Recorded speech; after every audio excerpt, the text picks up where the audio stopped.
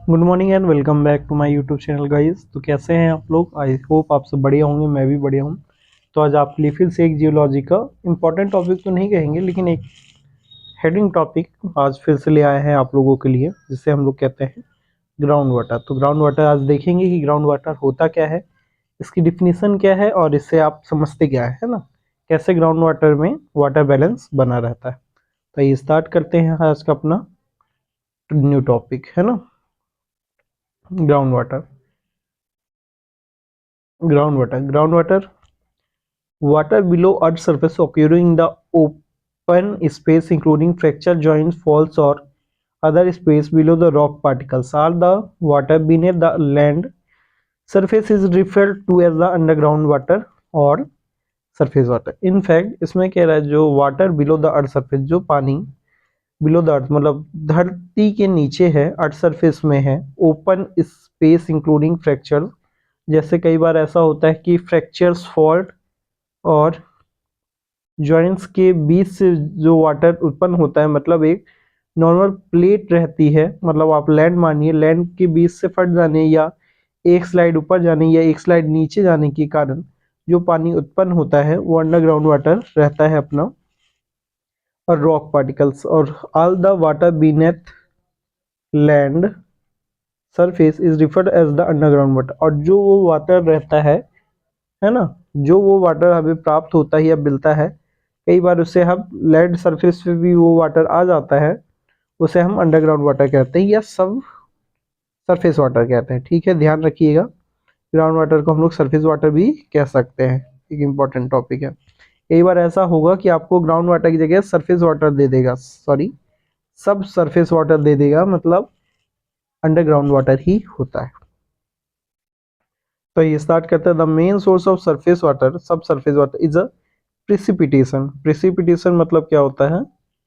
जो ऊपर से पानी गिरता है, मतलब प्रिसिपिटेशन मतलब वेप sorry clouds convert into the rain drop is known as precipitation. मतलब बादल जो पानी गिरता है, जो पानी गिरता है वो रिचार्जेबल करता है अपने सरफेस वाटर, ये सब सरफेस वाटर को।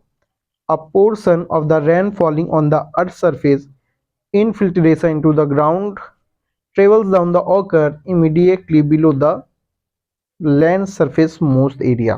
यही है ना। इसका कहना है कि जो पोर्शन है of the rain falling on the earth surface, जो पानी गिरता है आसमान से, वो इनफिल्ट्रेशन करता है, अर्थात परकुलेट होता है किसमें, सब सरफेस वाटर में, या कुछ पानी नमी के रूट के या आपके वाटर टेबल या सरफेस एरिया किसी के द्वारा वो ज़मीन के अंदर जाता है। जैसे कई बार आपने सुना होगा कि कई बार ऐसे होते हैं कि वेल हो गया, ट्यूबवेल हो गया, पॉन्ड हो गया, ये सब खाली हो जाते हैं, सूख जाते हैं।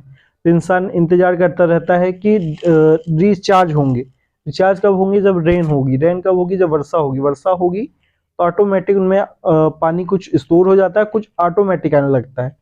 इसे कहते हैं हम इनफिल्ट्रेशन प्रोसेस, है ना, कि एक ही प्रोसेस में अगर कोई चीज़ सूख जाए उसे हम इनफिल्ट्रेशन कहते हैं।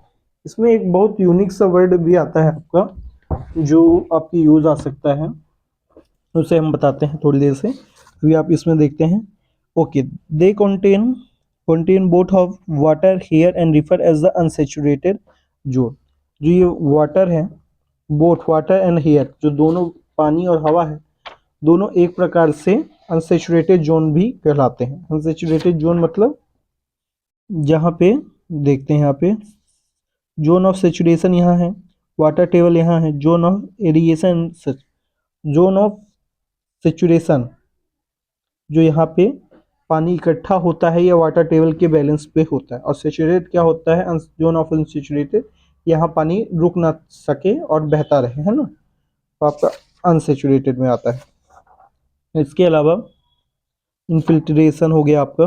कहाँ थे हम लोग? The unsaturated zone is underlain the zone which all interconnection opening of all full of water। Interconnection, the unsaturated zone is the underlain by a zone in which interconnected opening and full of water। Okay, मैंने बताया ना, जिस प्रकार water cycle आपने देखा होगा, तो जैसे वाटर साइकिल हो गया, ये हिल हो गया, ये पेड़ पौधे हो गए, और यहाँ पोन्ड हो गया, लेक हो गया, ये सब। तो यहाँ से जो पानी भरता है, जो वाटर टेबल के लिए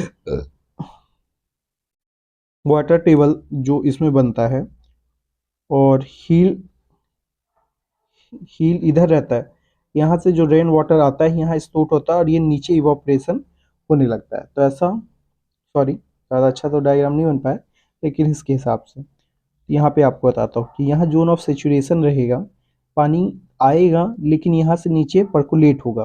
पर्कुलेट मतलब क्या होता है, किसी भी पानी को सूखना, जैसे रूट हो गई, आपका स्टेम हो गई, ऐसे बहुत चीज़ें हैं जो वाटर को सोखती है, जिसकी हेल्प की वजह से जिसकी हेल्प की वजह से आपको पानी का स्तर पता लगता है और उसमें हमेशा मिलता रहता है। ठीक है, याद रखिएगा। जो हेलो, हाँ सॉरी, जो कार्बोनेट वाटर है उसमें हमेशा फॉसिल मिलता है। ठीक है, ध्यान रखिएगा।